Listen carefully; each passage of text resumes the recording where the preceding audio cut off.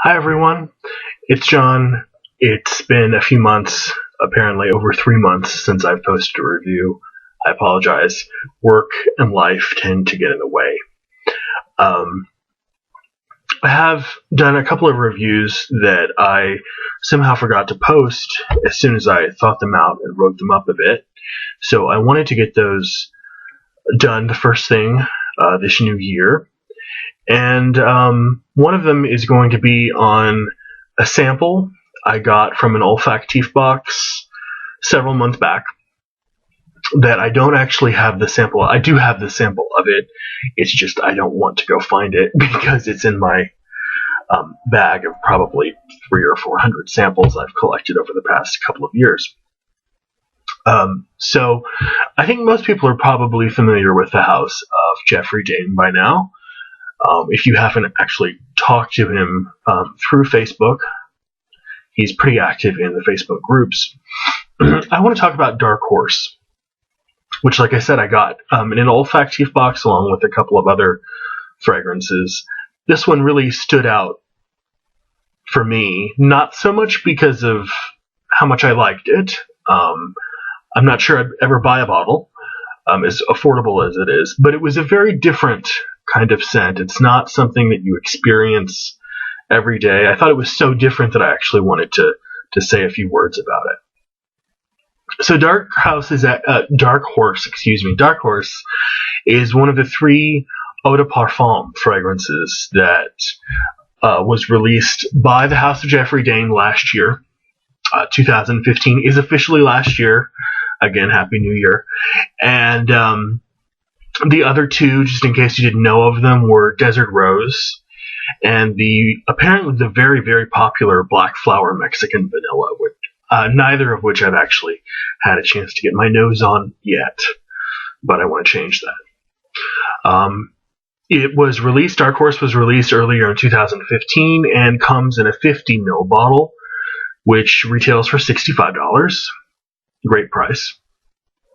The artwork on the 3 EDP fragrances is actually the work of Jeffrey's father, whose name is V. Dave Dahmer, whose art is as sparse but as beautiful as his son's perfumery is.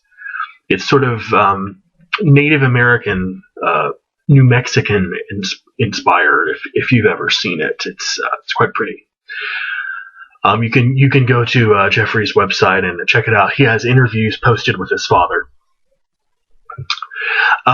It should be said also through my conversations with Jeffrey that he's really one of the nicest people in the Facebook fragrance groups.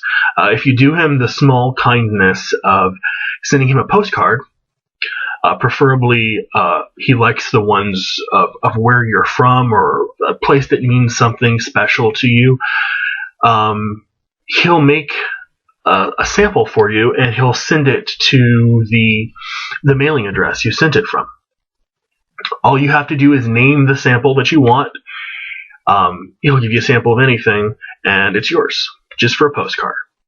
And I think that really says a lot about the way he gains inspiration. He says he's inspired by these postcards. He's inspired by the people that he meets.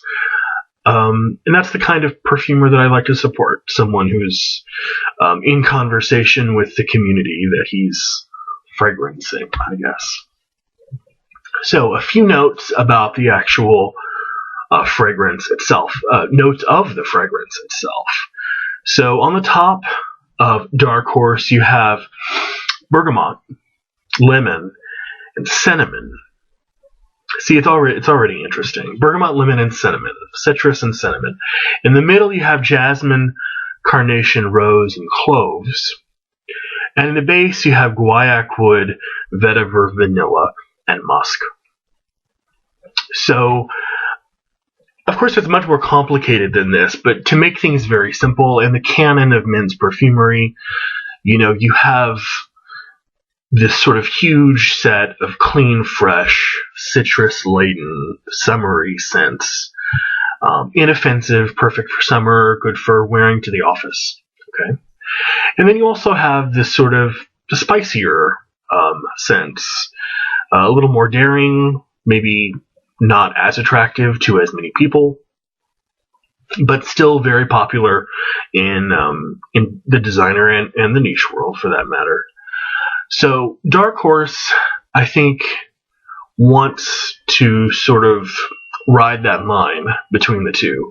It wants to be spicy and citrusy. It wants to be dark and earthy, but also bright and lively and zesty. And notice the bergamot and the lemon on the top.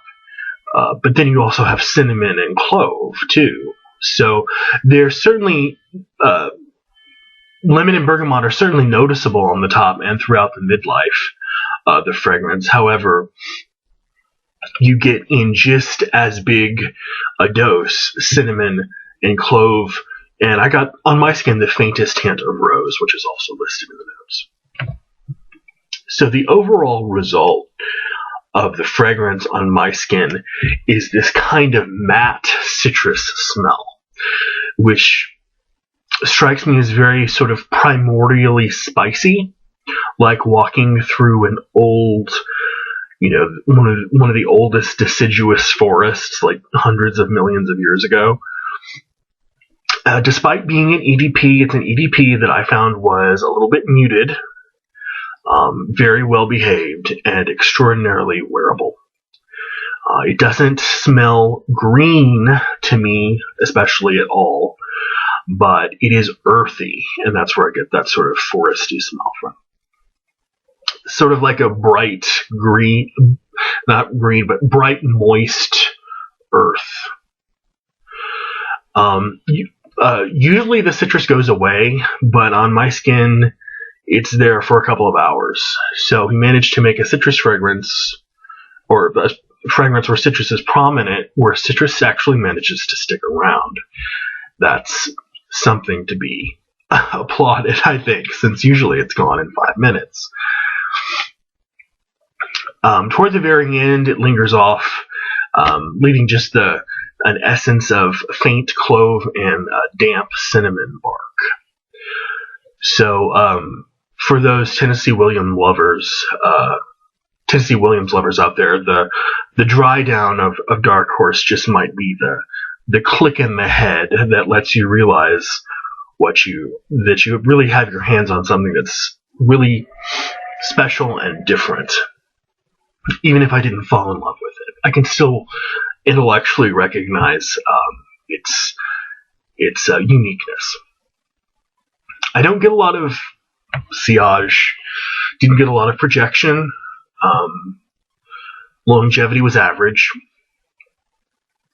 I've worn a few of his colognes for women. He has that much more extensive line of colognes I think they're made, maybe they're unisex, maybe they're made for women, but they're named after 3 things. They're like lime, heliotrope, and basil. There are several more of those. There's like 8 or 10 of those. And he may have wanted those to be similar in sillage and projection.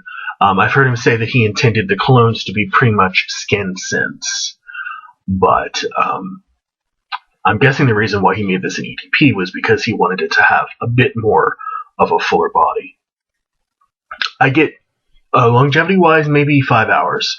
On my skin, if you watch my videos, that's pretty good. These people that want 8 and 10 and 12 and 48 hours out of a fragrance just boggle my mind. If you want more than 4, 6, or 8 hours, carry around a decant. That's what I do. If I know it's going to be a long day, just refresh once or twice during the day. But if you're wearing it for yourself, which is, I think, really the only reason you probably should wear it, since probably it's not going to pop out at many other people, this would be a nice choice. It's certainly something to get your hands on, and if you don't want to send him a card, there are samples of everything available on his site for a pittance, really, a few dollars.